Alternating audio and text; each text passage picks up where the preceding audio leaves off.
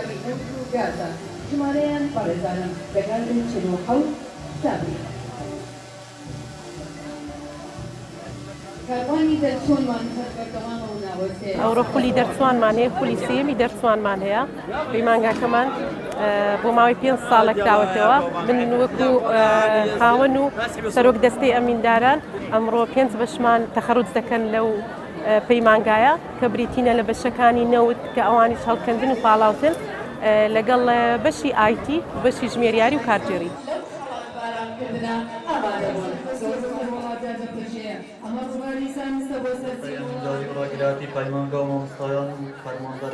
قوتابیەک بۆ لەوێ پەیمانگە هەیە قوتابیە بەشی کارگێری بوو ئەم ڕۆژێک گەلک خۆش بوو ڕۆژە تەخەڕوج من بوو و هەواڵێت من بوو پیرۆز بۆ هەمیا و سوپاسیا هەموو مامۆستای خۆت کرد و سوپاسیا عایلا خۆت کرد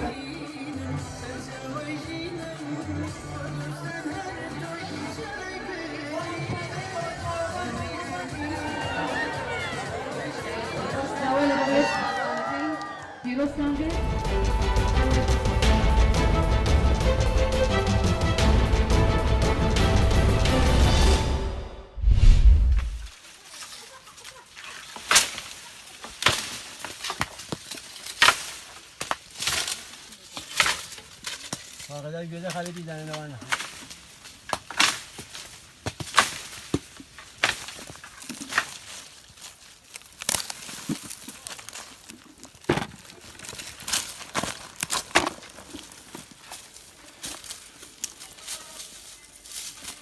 إيرا قليانا باخ ومانا باخ جوازتكين الآن حدا حن أو جوازتكاني جوالي مهرمان لو أولا لو شروعت جوز حدودا ود شيء جيتكين حدودا شوار 5 متر وناو رمى كرمواني شغله پر خطر جوازه كمان حدودا 30 من جواز معنا حدا أقل هربني جواز أجر بيتي نيم ساعة 40 دقيقة يتكين أجر نبدي 10 دقيقة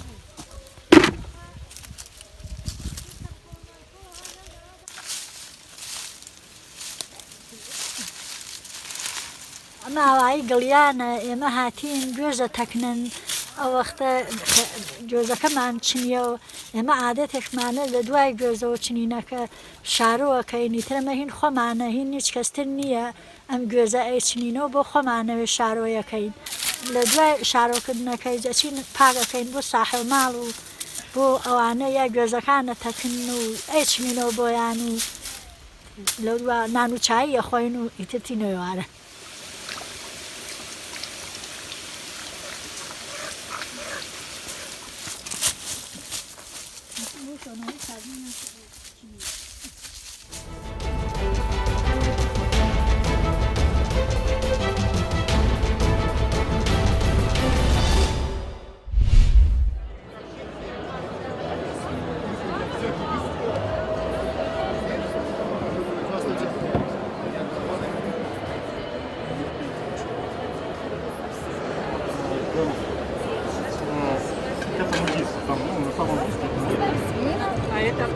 Молочная, натуральная оболочка.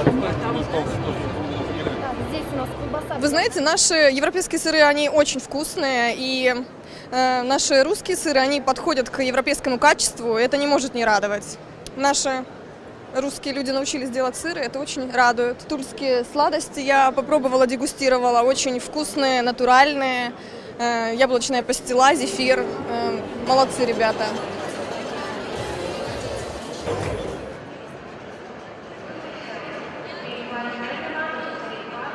Бытует мнение, что там очень холодно и пчеловодства там нет. Я опровергаю это. В виде есть и пчелы, и мед.